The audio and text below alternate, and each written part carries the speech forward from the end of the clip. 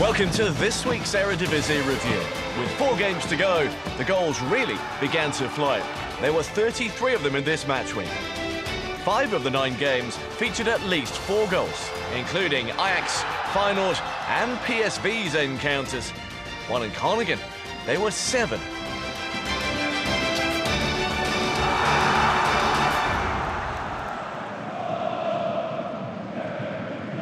The round was also split over 2 weeks, and we have highlights of both earlier matches, starting in Heerenveen, who hosted Almere City.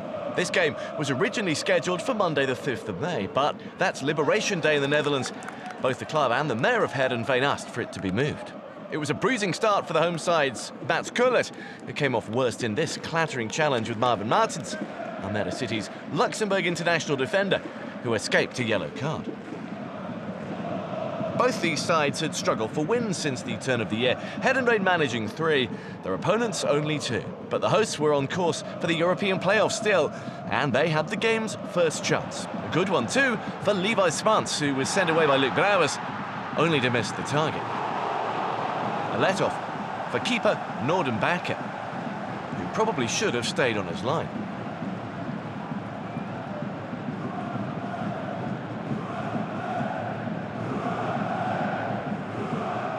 However, it was Almere City that struck first, with just their 21st goal of the season, by far the lowest total of any side. Cornelius Hansen's run created it, and after everyone in the middle had missed the ball, Junior Cadil finished it off. With 4 goals, the winger is now their outright top scorer. But only 2 other players have managed more than 1 goal. And their defence is the second worst in the division.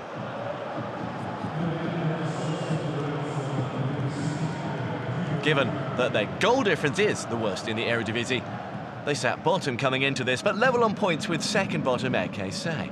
And the league lasted less than 5 minutes before Heerenveen struck back. Another ball dropped behind the visitors' high defensive line, so Jakob Trensko run on to score. A deflection of defender Vasilis Zagaritis didn't help his goalkeeper. The offside flag initially denied the Danish winger the chance to celebrate.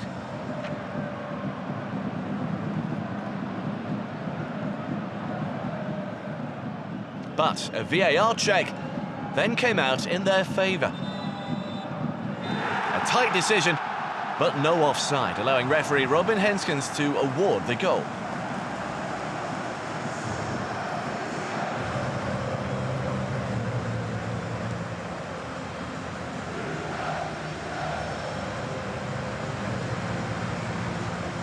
Spans then came close again in a lively first-half display. The 22-year-old's played in all but 1 game of his debut Eredivisie season after joining the club last summer, although he's only managed 3 goals. Further chances to give them the lead went begging as well, with Ilyas Sabawi not making the most of this one midway through the first half. It took an unfortunate own goal to hand Heerenveen the advantage. Joachim Ritmeester van der Kamp prodding across past a floundering back. It didn't look powerful enough to have wrong-footed the keeper, but he was heading the other way, and he couldn't readjust in time. So it became a difficult moment for the young midfielder, who hasn't scored at the right end this season. His side were caught out far too often down the flanks in the first period, but they did manage to rectify that after the break and gave a better account of themselves. Andries Noppert nearly gave them a gift too, but just got away with it. Just past the hour, their coach Jeroen Rijsdijk made a double switch. On came striker Charles Brim and winger Ali Jassim, with Hansen and Adi Nalic making way.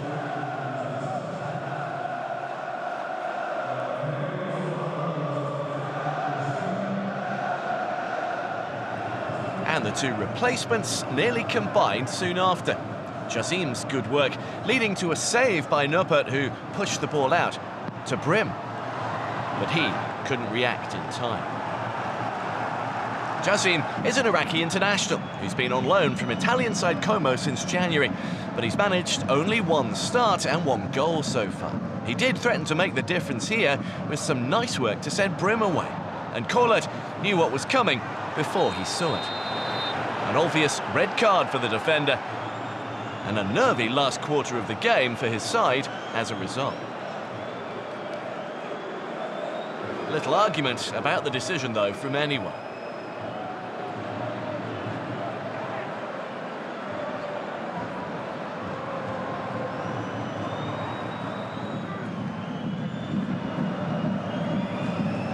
Almeida's former Heerenveen midfielder, Tom Hay, took on the job from the resulting free kick.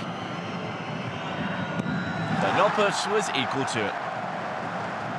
Based on their second half display, Rijsdijk felt his side deserved at least a point. Again, though, their inability to finish chances cost them anything. The coach said ruefully the goals needed to be just a fraction bigger, after seeing them twice hit the woodwork late on, the first through Cadil. The Frenchman's deflected shot leaving the goalkeeper stranded this time, but he was bailed out and Jazim couldn't follow up.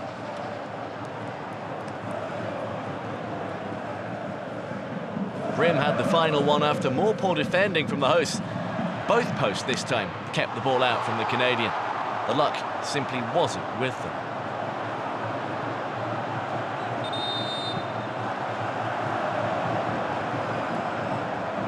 A moment which left Rijsdijk the picture of frustration.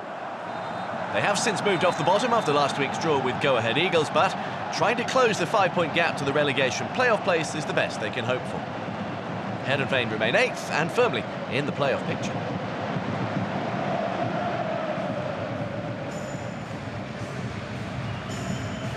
Ajax's game at Utrecht was the other fixture in this round to be played early, switched due to a lack of police resources on the original scheduled date. On paper, this was the biggest remaining challenge for the league leaders, against a side pushing for third place. Their coach, Ron Jans, continuing to inspire them at the age of 66, something that Francesco Farioli said pre-match he couldn't quite see himself doing.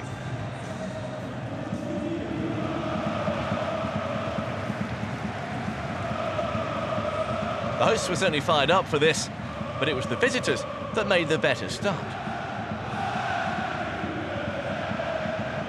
They ended up hitting the frame of the goal twice in quick succession, just 2 minutes in, having picked their way precisely downfield. Davy Klaassen perhaps didn't realise that he was in a great position when he received the ball in the penalty area, and so he moved it on to Brian Brobby instead, who then saw his follow-up hit the bar after Jorel Hato's cross was deflected onto the post.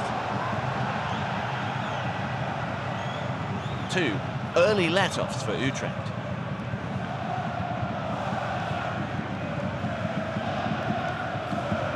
They had 2 former Ajax defenders in their ranks, captain Nick Vrijheven and his centre-half partner Mike van der Horn, who got a clattering in this challenge with Brobby, which left him in some trouble. The advantage, allowed by referee Bas Nijhuis, then came to nothing. Ajax, it seemed, were up for the physical battle and looking to knock the home side out of their stride in the opening stages. Klaassen said his side were the better ones between the 2 penalty areas, but Utrecht ended up being better inside both boxes. Neither, though, could really build the necessary momentum early on. There wasn't much space to operate in midfield or time, and Ajax didn't let Utrecht's creative players have much of either, with Klaassen quickly into the face of Miguel Rodriguez. Another former Ajax player keen to make an impression was Sebastian Haller, who'd had a standout 18 months in Amsterdam before making a big money move to Dortmund. So there wasn't much celebration when he got the better of Anton Gay and bundled the ball in here. A scrappy one, it went in off his back foot, but there was enough on it to fool Matthias in the Ajax goal.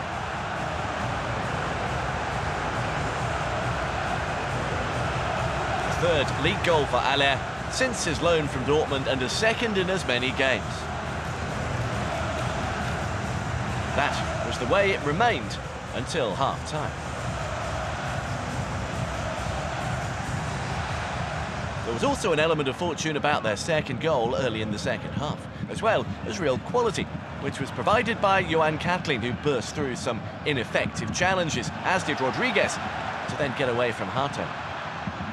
The defender's sliding challenge then saw the ball spin towards goal with Ahmet and Kaplan clearing off the line, or so he thought. Play continued for a moment or two before the referee was alerted to the situation by the VAR. There's no goal line technology in the Eredivisie, but there are plenty of well-positioned cameras. And soon it was clear to see that the ball had indeed crossed the line.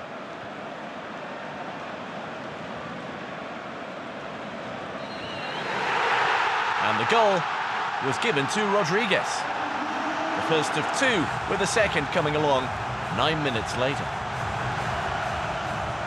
That move actually began with an Ajax chance, one that Steven Berghuis wasn't able to take on his weaker right foot. And less than a minute later, the ball was in the net at the other end. Ajax making another defensive mistake. Kaplan won the ball back pretty well, only to then give it away again to the industrious Katlin. Once it was moved on to Rodriguez, he showed the confidence of a player who's hitting top form at the right time. This one making it 4 goals in his last 4 games. Hato again, the defender, unable to stop.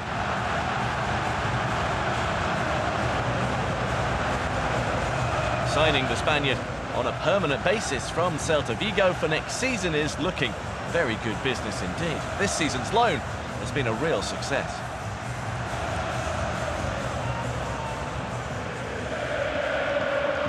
Home fans couldn't quite believe what they were seeing, while the away fans looked resigned to their side's fate.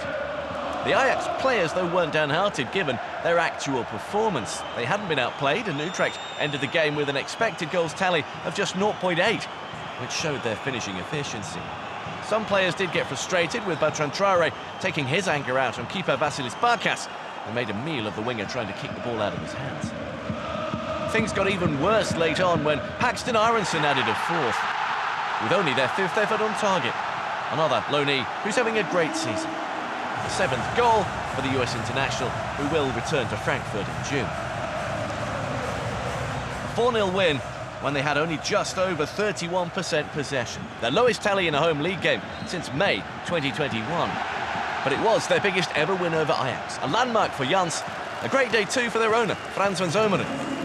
Their job's to try chase down Feyenoord to snatch 3rd, a first league defeat of the year for Farioli's men, who'd go on to drop further points in their draw with Sparta, leaving PSV the chance to close the gap to 4 points. Willem II were one of just 2 clubs in Dutch professional football yet to win in 2025, 2 out of 156. Having gone into the winter break in 9th, they now sat 16th in the relegation playoff position and were 7 points from safety, with a 4-point gap to Almere City below them, a situation which saw coach Peter Mas sacked last week. NEC weren't in great form either, winning just twice in 11 games since the start of February, and they touched the ball just twice before it was in the back of their net after 28 seconds, by the head of their defender Calvin Verdonk. Maybe just the moment of fortune interim coach Christoph Albrecht was looking for. Emilio Kerra, the man providing the cross. NSA coach Roy Yamaya will also be leaving, but only at the end of the season. Despite their poor form, they remain mathematically in contention for the UEFA Conference League playoffs, an unlikely outside bet given they have to play Ajax this coming weekend. Lefteris Lidacic had their only real chance of the opening stages, a speculative one which was well saved by Thomas Didion Erdl. The most significant moment of the half involved 2 NEC players who collided in worrying fashion 5 minutes before the break, Dirk Proper and Koki Ogawa. Proper, the one coming off much worse, and both needed immediate treatment. A situation which was hugely concerning for players and staff, and a screen was soon being erected before the midfielder was then taken off the pitch on a stretcher.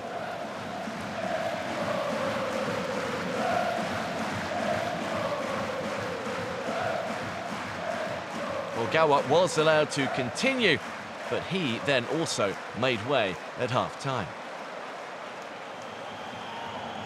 Before that point, there was another medical emergency, this time in the stands, which saw referee Danny Micheli briefly stop the game while treatment was administered.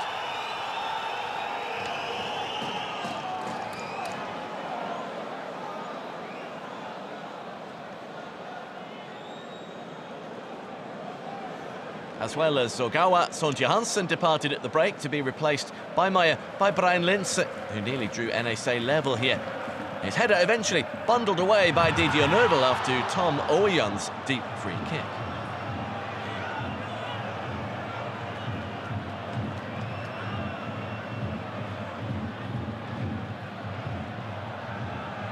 Oyan himself then struck the bar after some good work from another substitute, Sami Uwaisa. But the incident with Propa, who spent the night in hospital, had clearly affected his teammates. And they weren't themselves for much of the game. Maya praised their fight in the second half, but given the offensive subs he made, he felt they should have achieved more, while also admitting it was an emotional afternoon. Willem II's own subs did have a positive impact too. Amar Fatal's introduction midway through the half led to him coming close here. But he still has just the one goal during this loan spell from Troyes in France. The crossbar was left rattling again at the other end when Kodai Sano took aim. A brilliant and controlled strike from the Japanese winger.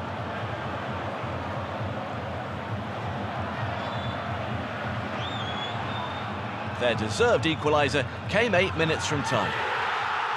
Another of NSA's Japanese players nodding in a fifth goal of the season and clashing with Kian Vassen. Kento Shogai converting from another Oyan delivery. All 5 of his goals have come here at home.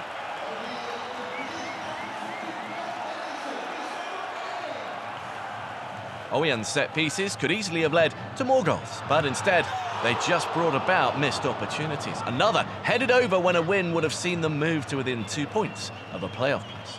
The point made them all but safe, bar a huge and improbable goal difference swing. A clash after the final whistle between Maya and Rafael Bahunek saw the Austrian defender red-carded, meaning that he'll miss their game with Herakles.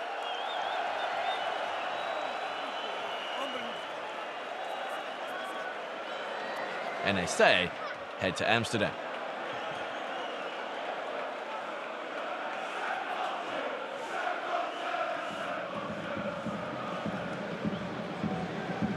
On paper, Feyenoord's visit to Almelo looked to be a game they would dominate. They were unbeaten in the last 19 meetings, winning 15, and had won the last 6 matches in a row. So when Anis Haj Musa fired them into an early lead, it seemed business as usual. A 7th league goal for the Algerian and a 10th in all. His best tally in one season. Not great from keeper Fabien de Keyser, who'd conceded 5 times in December's previous meeting as they lost 5-2 in Rotterdam. And there was still more to come from Haj Musa. Santiago Jimenez had been Feyenoord's destroyer on that previous occasion with a hat-trick. Here the threat came from both sides as well as down the middle. Ayase Ueda on the charge for the next chance, one which de Keyser did well to cut out this time. The suspension of defender Gernot Trauner had forced Robin van Persie into a change. Thomas Balen slotted in at the back, while the rest of the side was the same as he'd chosen in their previous 4-0 win over Pek Zwolle. They'd conceded just 1 goal in the last 4 games, while scoring freely. And they had their second goal here 10 minutes before half-time. Igor Paschal finding Haj Musa in a central position this time. He squeezed in his second of the game to give them a comfortable lead.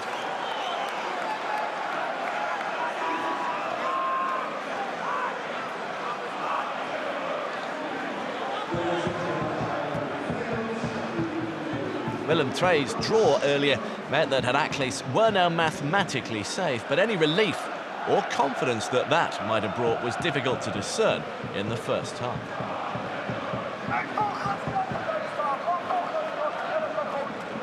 They had only 1 real chance, although it was a good one for Luka Kolenovic.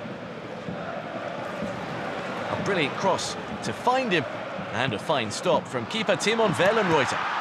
who discovered during the warm-up the crossbar in one of the goals was 5 centimetres too low. A problem that was fixed before kick-off. On the stroke of half-time, Feyenoord extended their lead further with a goal that the home side were far from happy with. They felt Haj Musa committed a foul on Mats Roorts in the build-up, one not given by referee Alad Lindout. Hwang went on to deliver the crucial shot, accidentally headed in by defender Damon Mirani.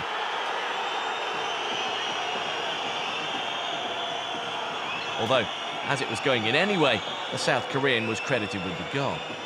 The referee didn't change his mind, and it was a third for the club.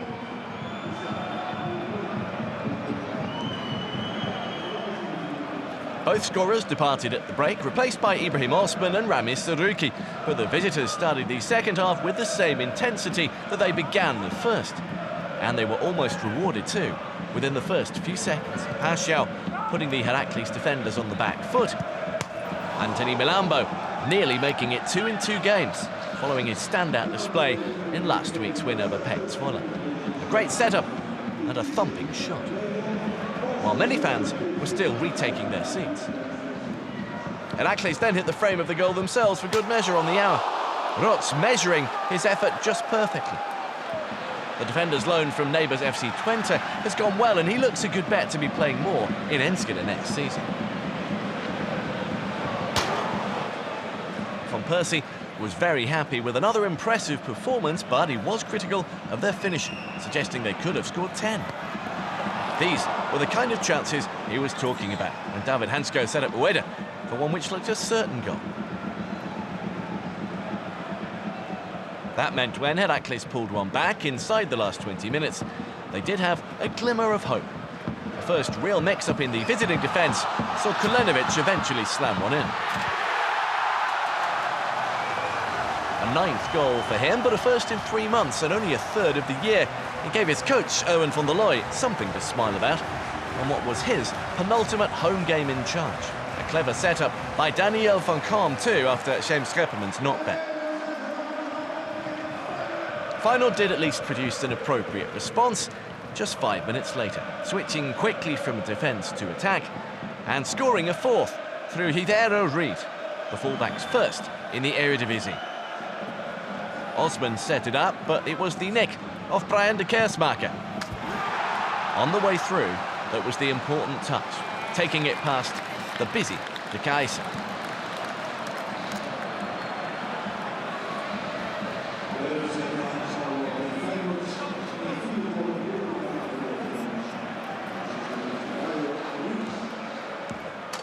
The late dismissal of Schepperman for catching Zaruki inside the final 5 minutes was an unfortunate coda to the Heracles display. Initially given as a yellow, it was upgraded after a VAR review and led to a few minor scuffles.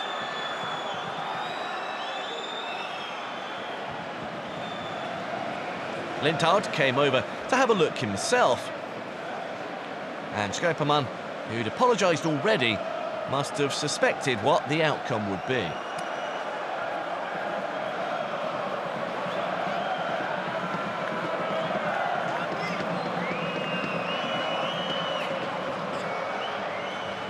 A 7th straight win for Feyenoord, giving Van Persie the best start of any coach at the club since Ernst Happel in 1969.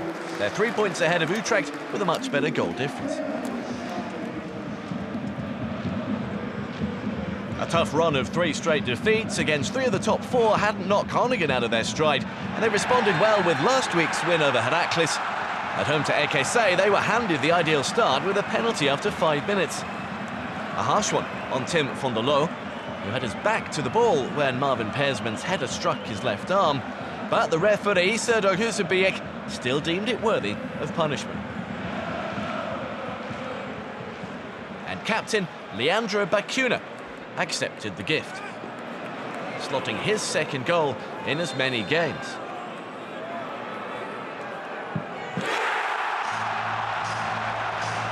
He previously hadn't scored since the end of August.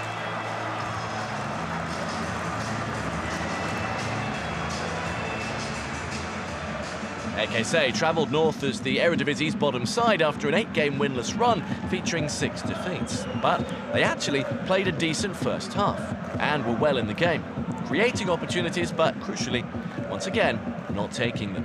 The next was a tricky one to get perfect, but Mikel Kramer nearly did, flicking the cross from Juan Famio Castillo just wide.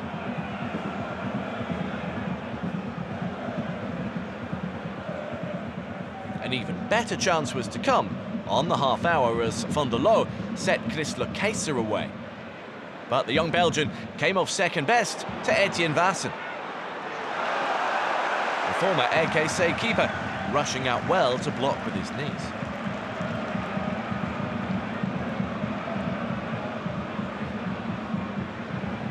This game came 10 years to the day since Groningen won their only major trophy, the Dutch Cup. They'd already achieved their aim this season of staying up, having been promoted, but now had hopes of grabbing the final Conference League playoff slot. However, they were open too often down the middle, and if AKC had had decent finishers, then they could have been in trouble. Keiser again showing that he lacks the killer instinct. Stopped by Dave Kvarkman, and then by Vassen again.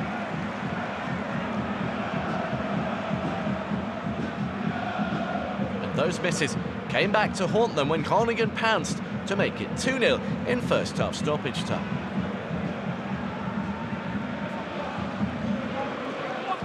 Steyr Racing nodding in a corner to score for the second game in a row.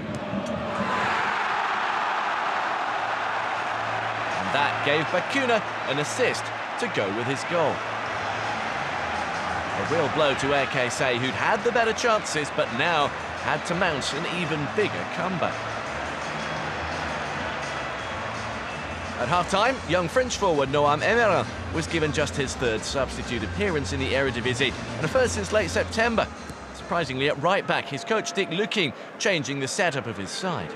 And it certainly paid off for the player and the team as Emerin delivered his first senior goal just 55 seconds later. He managed 12 appearances and 2 starts in last season's promotion campaign. This was a fine finish to put the game beyond AKC, even at this stage.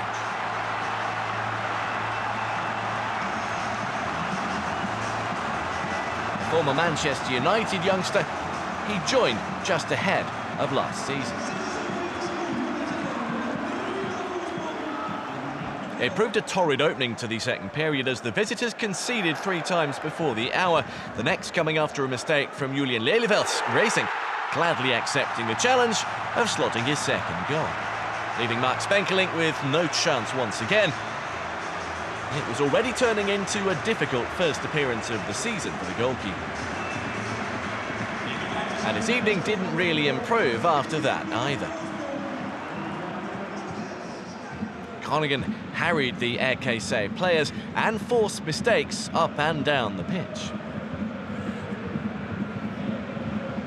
Van der Loo coughed up the ball next time, allowing Racing to drive forward, and then set up Tom van Bergen.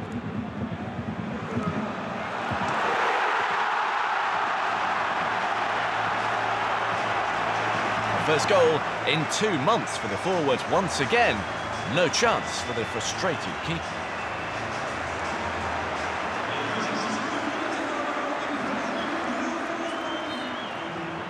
The least AKC deserved was a goal, though, and Groningen defended much better in the second half to try and stop that, until Tymon Bloksa tried a risky pass and gave the ball away, allowing Gottfried Rumaratu to slot in this consolation on his first start since early January. A first goal for the club too on his 52nd appearance, just his second in senior football.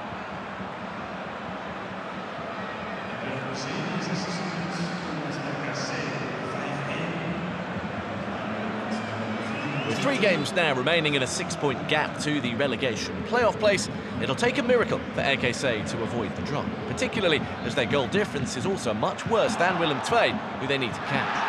That figure got even worse with a minute to go. Matt Søntjens punishing more ineffective defending.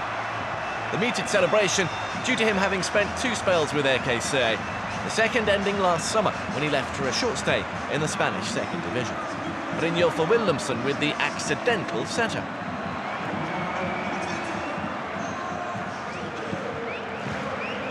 goals in 2 games for Groningen, who can go into their next 2 against AZ and Ajax with confidence. Heerenveen and Feyenoord are still to come for RKC, who could be relegated this coming weekend. With the chance to carry on reeling in Ajax, PSV needed little extra motivation when they hosted Fortuna Sittard. The visitors were among those sides hoping to gatecrash the Conference League playoffs, and they began the weekend in the final slot, 9th place. But they were a goal down on 15 minutes as Ivan Perisic continued his fine recent goal-scoring form to make it 5 goals in the last 7 games.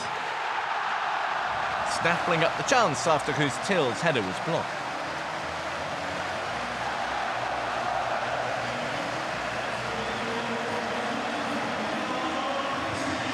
De Jong just onside as he knocked it down, and from this point on they never really looked back.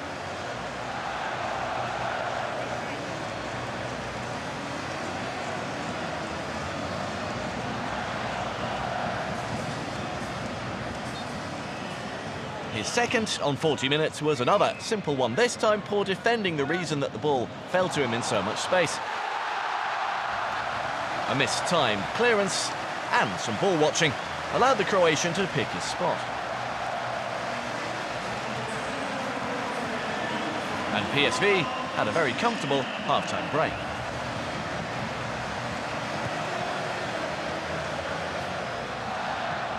They started the second half in the same manner, keen to secure, beyond any doubt, their 4th consecutive win. And they had 2 decent chances to extend the lead in the opening 5 minutes. Richie Ledesma should have created the first, but his pass didn't favour Luc de Jong. However, the US fullback did then start off the move, which led to the next. PSV's runners took defenders out of Noah Lang's way, and the winger mostly had a clear run on the left. Unfortunately for him, he wasn't accurate. Although he did say afterwards, when they play as well as this, Fortuna had no chance. Thiel, Perisic and Lang all had too much pace and guile for the Fortuna defenders, who were chasing shadows at times. It was only the final ball or the shot which let them down. De Jong finished the game empty-handed, unable to convert this one.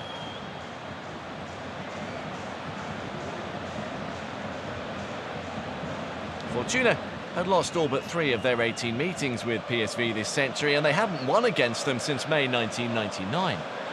There was no chance that that was going to change here, and PSV added a 3rd just before the hour thanks to another breakaway. Till galloping away to set up Lang with a perfectly delivered cross. A 9th goal in the league and a 12th in all competitions. By this point it was beginning to look pretty dangerous for the morale of the visitors.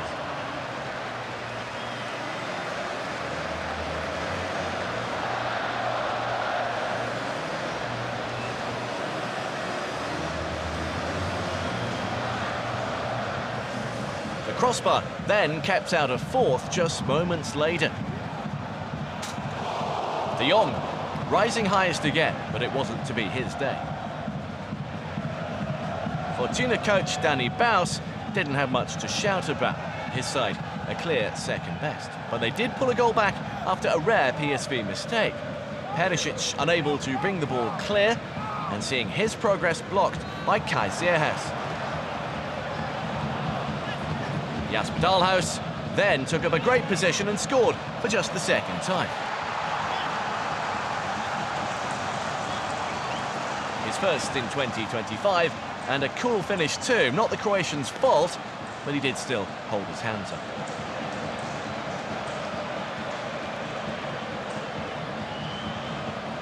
The same criticism could apply to PSV here as applied to Feyenoord.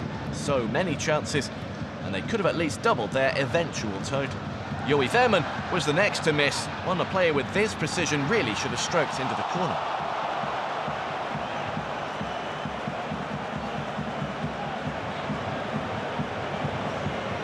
Malik Tillman this time with the dart forward, a player whose return from injuries made a real difference to PSV. They created too many chances to miss them all though. And just inside the final 20 minutes, Perisic completed his first PSV hat-trick. Lang and Till were by now teasing Fortuna down the left. A clever dummy by De Jong allowed the ball to run through. With that, he became just the 5th player, aged 36 thrower, to score an Eredivisie hat-trick. 14 goals from 32 appearances, a decent strike rate. Soon after, he departed to a standing ovation. Job done as part of a triple change. Kuhei Brech, Serginho Dest and Johan Bakayoko coming on, with Ledesma and Lang also getting a rest. Dest it was that had the game's final effort. A rising strike from the edge of the box with the game long since won. PSV closing the gap to Ajax to 4 points with 3 games left to play. The title race now a little more open again, ahead of their visit to Feyenoord, who they lead by 5 points. Fortuna ended the weekend in 10th, with Groningen overtaking them. Next comes a home game with NAC Breda.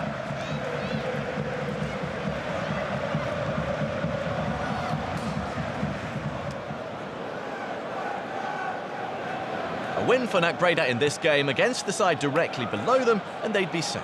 If Troller took all 3 points, then they would be all but safe. 9 points ahead of 16th with a better goal difference.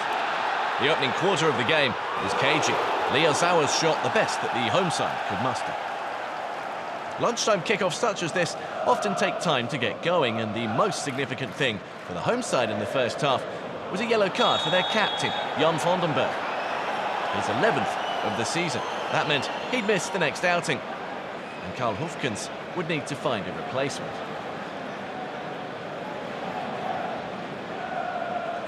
Pek Zwolle had their assistant coach Henry van der Weegt in charge on the bench, as Johnny Jansen was ill. Both teams looked like they'd had a dressing down at half-time, and there was a zip and intensity in the early stages of the second period.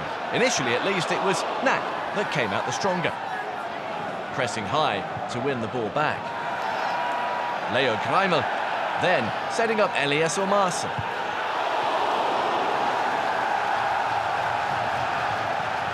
They'd won only once in 2025 and not for 11 matches, although their opponents were in similar form with 1 win in 10, although that had come more recently against RKC at the end of March. Shortly after, Zwolle threatened to nick the opener, Davy Vandenberg hitting the post.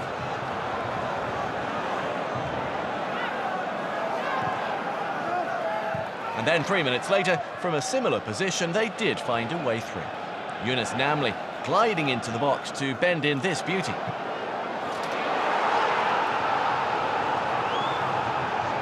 First goal for the winger since January of last year.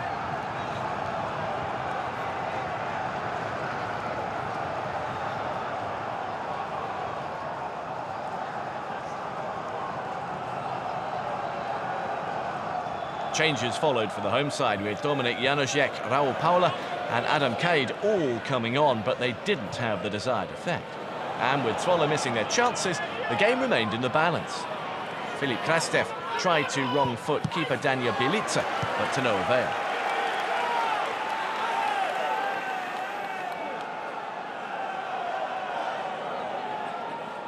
They succeeded in staying on top, but Anwar El Azouzi was the next to go close. Frustratingly so from a good position. The Moroccan had scored his first goal for the club just last month, but couldn't give them breathing space here. And at the other end, the few chances that did arrive were soon wasted. Janusek skying this one. With 10 minutes to go, came the best so far. A free header 6 yards out for a former NAC player, Odysseas Valanas, who'd been left all alone, with 3 NAC players going towards the ball. But the half-time sub was wayward, failing to punish his old side. Just over 2 minutes later, though, he made amends with a breakaway goal, which was far harder than the previous chance. Although he actually tried to be unselfish and set up Krastev, the ball came back nicely to him. And after skipping away from Greimel, he arrowed it in.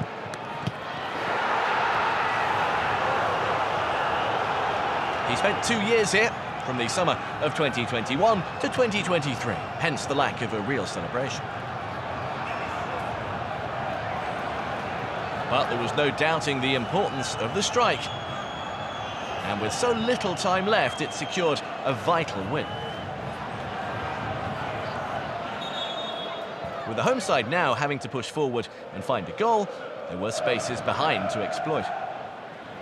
And Twala's players did that well, breaking quickly at times, even this late on. Van den Berg crashing in this one that Bielica turned away.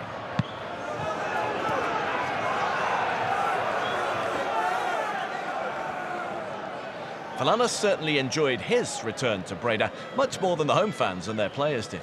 And he added an assist to his total, setting up the third goal for another former NAC player, Kai de Roy, who left the same summer he did.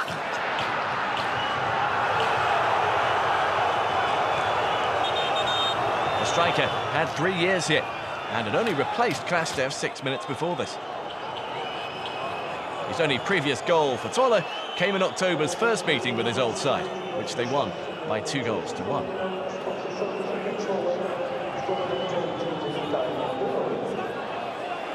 A consolation for the hosts came too late to salvage anything from the game. It was a third goal for Kasper Kostorz, their Polish striker, who followed up well after a quick break and a poor clearance from Damian van der Haar. So, Twala leapfrogged their opponents to move to 14th and would have to lose their last 3 to fall into trouble, with Willem II in 16th, winning each of theirs. NAC remains 7 points clear of trouble. They need 3 from the final 3 games.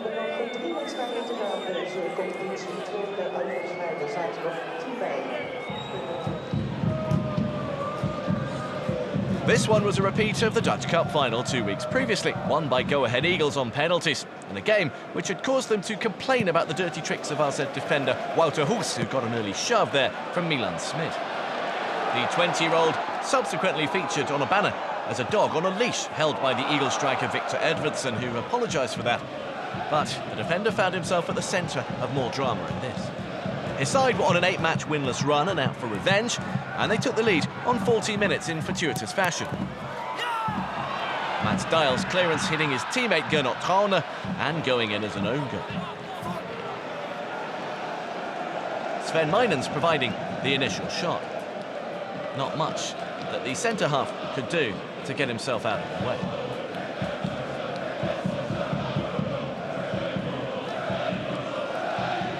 AZ coach Martin Martens called for a display with real conviction and personality to try and end the current run of 1 win in 10. Ruben van Bommel certainly listened, and he was the most dangerous player in the first half, running through here to slot a second goal. The home defending pretty ineffective. This wasn't as tired a performance as the Eagles had put in during the goalless draw away at Almere City after their week of cup celebration, but it was well short of their best once again. They were let off the hook here, though. Meinens had been just offside when he retrieved the ball for Van Bommel to take on. And the touch through to him came from ex-Merdink, so the goal was taken away. And it looked like they'd reached the break just 1 goal behind. However, Merdink had other ideas, as he looked to edge towards double figures and score just his second goal as a starting player. He was in the side due to Troy Parrott not being fit enough and hoping to follow up the previous week's excellent overhead kick. But the save from Yadi de Busse was so good, the striker himself was moved to go and congratulate him. However, from the resulting corner, Hoes of all people made it 2-0 when he was left unmarked at the far post. And he looked happy to play the pantomime villain again. It was only his 3rd senior goal, a 2nd in the Eredivisie, and the perfect way for the visitors to round off a decent half, where they'd restricted their opponents to just a handful of off-target efforts.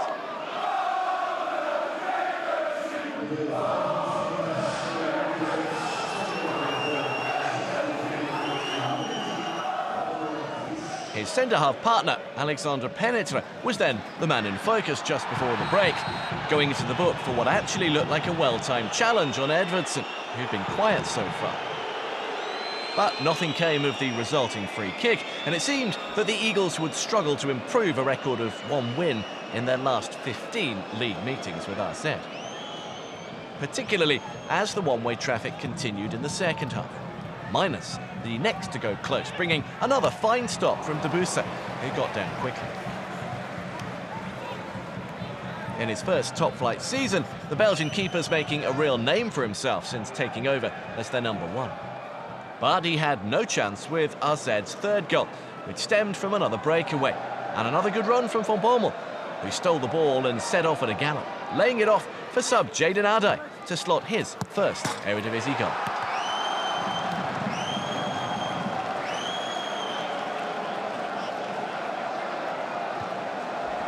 Another substitute, Simon Tengstedt, was the one giving the ball away. A lacklustre performance all round from the hosts, who began level on points with their opponents, but they don't want the season to just slip away, even though they already have a trophy and entry to next season's Europa League.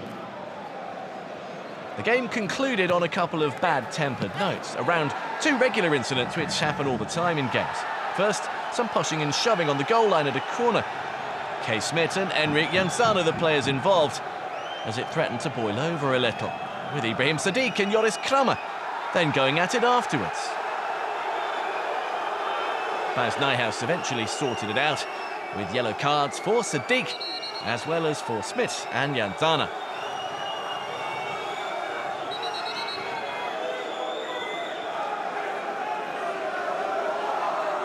The corner then eventually led to the second incident, via an offside breakaway, which was led by Denso Cassius.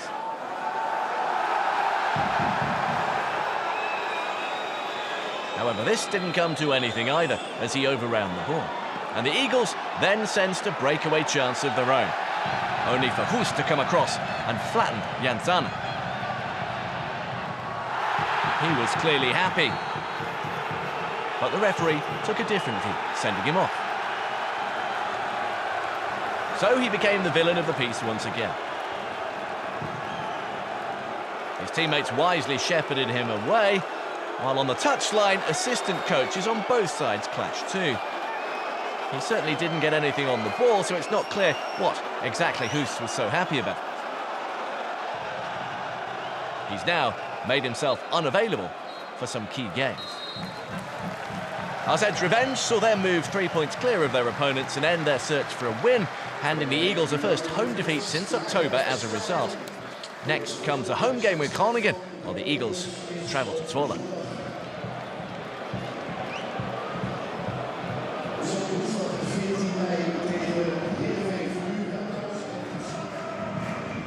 Sparta against FC Twente is a game that splits the Stein family.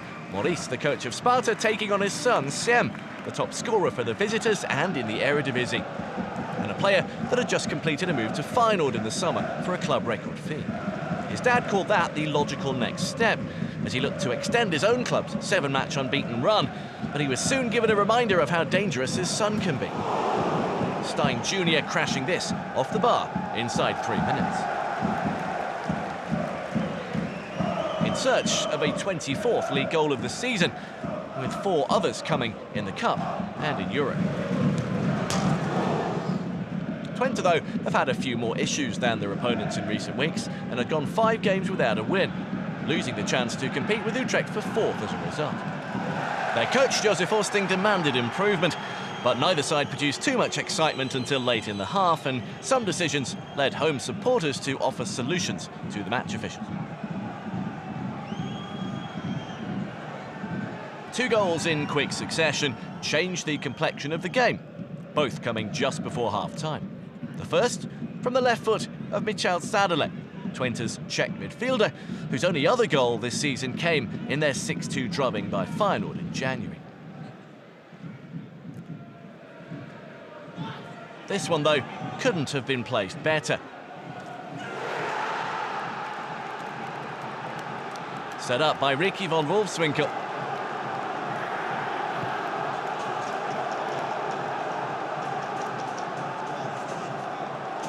It left keeper Nikolai with no chance whatsoever.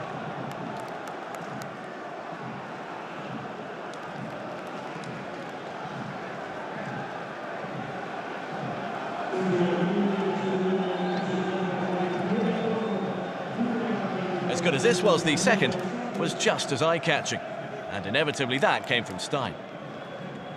It did move him on to 24 goals, 9 ahead of his closest challengers, With 3 games to go after this, it is now all but confirmed that he'll be the winner of the Eridivisie's Golden Boot. He took this one impressively, after the ball was clipped over the top to him. He turned easily away from side Bakari and popped it into the top corner. Understandably, his dad didn't share in the delight.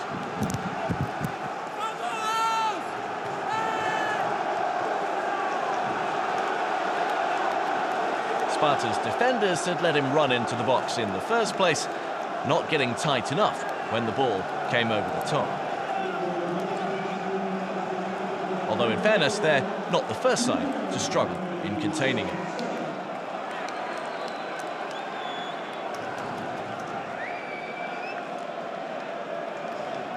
In the second half, the home side simply had to give it more of a go as an attacking force. Sansuke Mito took that on, starting the period with a brilliant run which took him all the way into the box.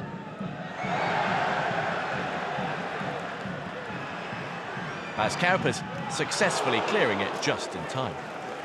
But it was a sign that they could actually cause their opponents more trouble.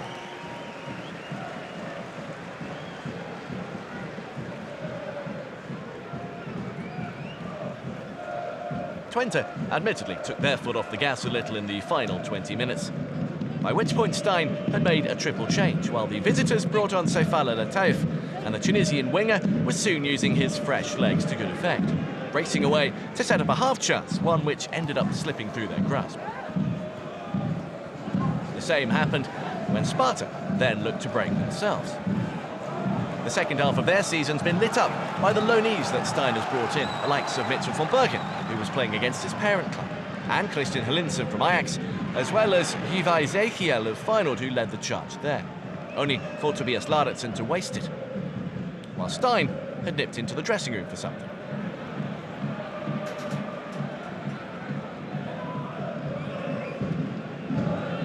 There'd be no more goals for his son, who did go for a spectacular second here, having spotted Olay off his line.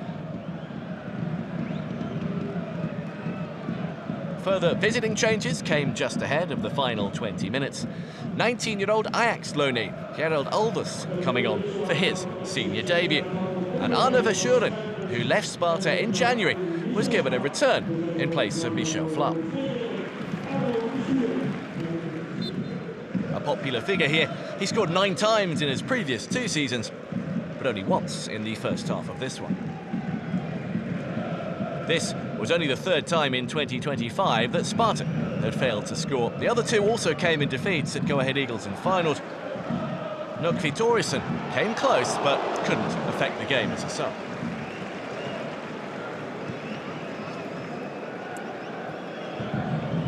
Stein made way with 2 minutes to go, making an impression in his last game against his dad as a Twente player. He's determined to go out on a high by winning the Conference League playoffs. Gijs Besseling came on in his place. Sparta ended up throwing defender Mike Erdhausen forward in stoppage time, but the big centre-half couldn't make the difference either. His only effort landing wide of the mark as they suffered a 3rd defeat of the year, ending the weekend in 11th, 3 points off the last playoff slot. A visit to Almere City is next. Twente remain 5th, just a point above RZ, but have a tough run-in with Utrecht and RZ to come at home for a final day visit to Amsterdam.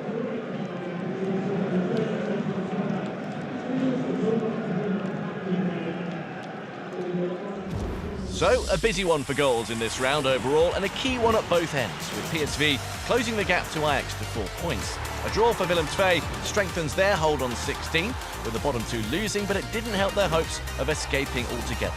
The battle for 2nd and 3rd will be in focus this weekend, when Feyenoord host PSV. With 9 points left to play for, much can still change, particularly in the playoff picture, but it remains Ajax's title to lose. We'll be back with all the action next week. Until then, from me, Jonathan Beck, it's goodbye.